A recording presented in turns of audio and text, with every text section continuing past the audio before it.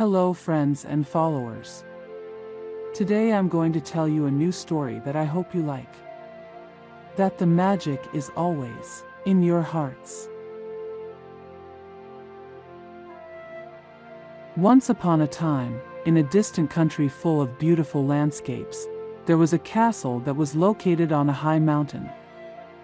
In it lived King John, who was very loved by all his people. Everyone loved him because he was always there, attentive to what his people needed, and had a reputation for being an excellent person. He liked to walk around the castle. But what he liked most were animals. I was always around one of them or feeding them in the countryside. When he had an animal nearby, he was really happy, and he spent hours playing with them. As everyone knew of his passion for animals, they always gave him some rare or exotic animal for his birthday.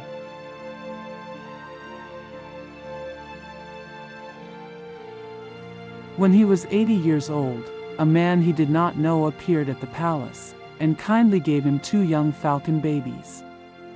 "This gift, Your Majesty, I offer it to you because my family and I are very grateful for the years of happiness that his reign has brought us." And bowing, he walked away the way he had come.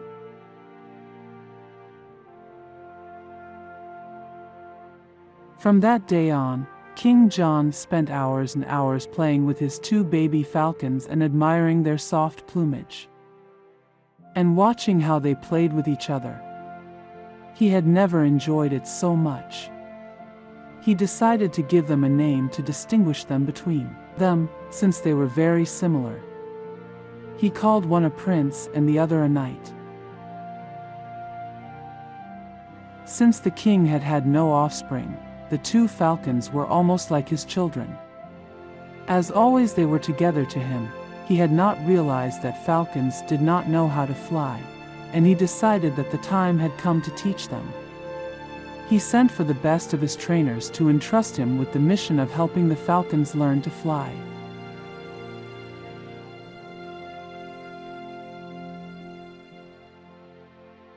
"Good morning, Your Highness.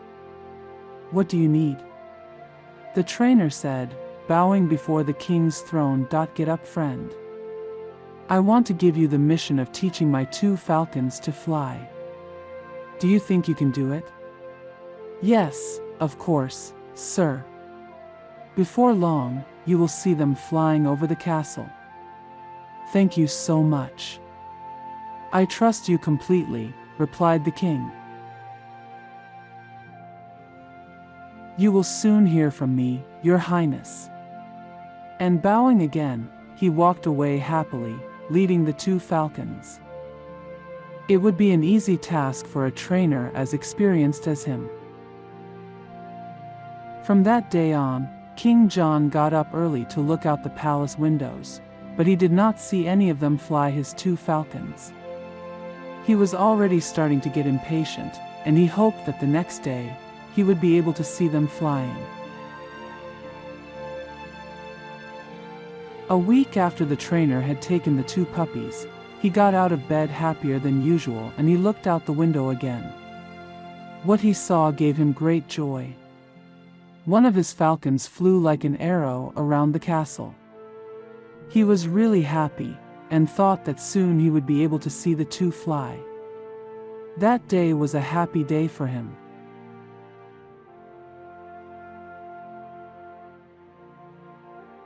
But the days went by and I only saw one of them fly.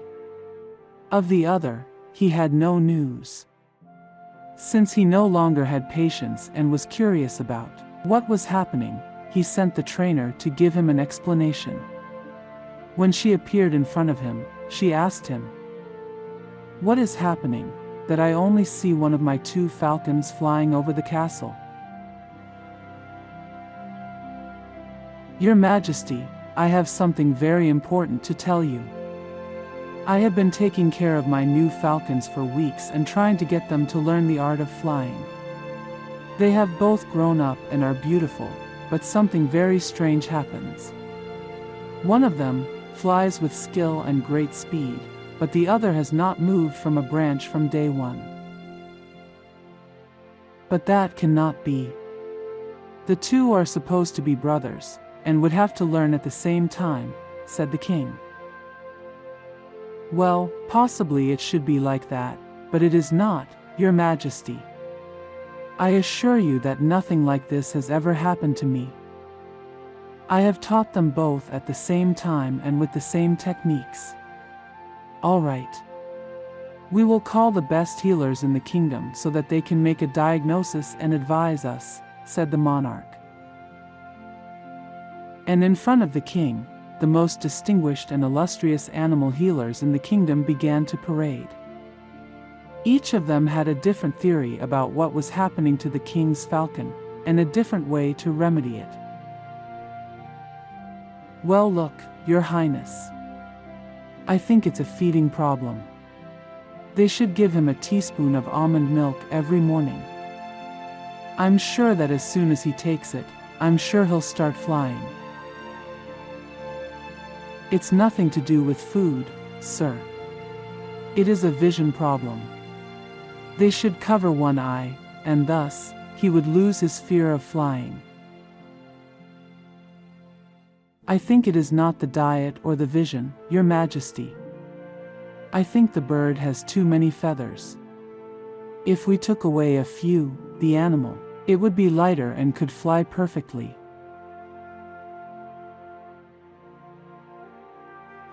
Up to 8 experts came to the palace to give their opinion, but after trying all the remedies that they proposed, none of them worked. The king was really desperate. His Majesty then made the decision to offer a good reward to the person who made him fly to his falcon. For him, the little falcon was like a son, and he should spare no means to make it happy. He placed posters throughout the kingdom announcing his reward.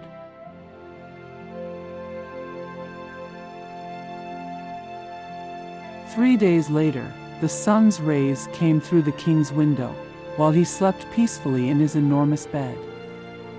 The light reflected on his face and woke him up. With his eyes still half closed, he looked out the window like every day to see the sunrise. When he looked at the horizon, he couldn't believe what he was seeing. 2 falcons flew happily across the sky. The miracle had occurred. Someone had made the falcon fly, and the king wanted to know who it was. He dressed very quickly to receive that person, who would undoubtedly have great wisdom. When he was cleaned and prepared, he sent for the wise man who had achieved what no one had been able to. He was dying to meet him. When he saw the person he wanted to meet so much, the king was stunned. In front of him, there was a boy of about 10 years old, who didn't even know how to bow. "Get up, child, so you are the one who has made the little falcon fly. Could you tell me how you did it?" The boy answered shyly. "Yes, of course I can tell you, Your Majesty," said the little one. "It has been very easy. I only had to cut the branch on which the hawk was, and the little animal had no choice but to fly away. If not, it would have fallen to the ground." The king burst out laughing and asked the boy how he had thought of doing that. "Well, look, sir, shy people like me need a little push to get things done. We have many doubts, and that prevents us from asking them. If someone pushes us and encourages us, we are capable of anything. My father taught me to walk by letting go of my hands. The rest, I already did it myself." "Without a doubt," said the king, "you deserve the reward that I am going to give you. You have shown more wisdom than all the charlatans who have passed here." "I don't want any reward," said the boy. "I'm sure there are people in the kingdom who need it more than me. You have to give it to them." King John, moved by the boy's kindness, appointed him his personal assistant and advisor, and he grew up next to the monarch, always giving him good advice. Since then, the monarch was always accompanied by his 2 falcons, until the day it closed eyes for the last time, accompanied by his 2 faithful companions. Before he died, as he had no heirs, he named as his successor the little boy who years before it had made him so happy, whom he considered the son he never had. The new king ruled his people with wisdom and kindness, and went down in history as George the Kind. And here this beautiful story ends. If you liked this beautiful story, don't forget to give us a like and subscribe to the channel. Leave everything you want in the comments. I read them all and I will try to answer you. This will help me to keep creating stories for you. See you soon.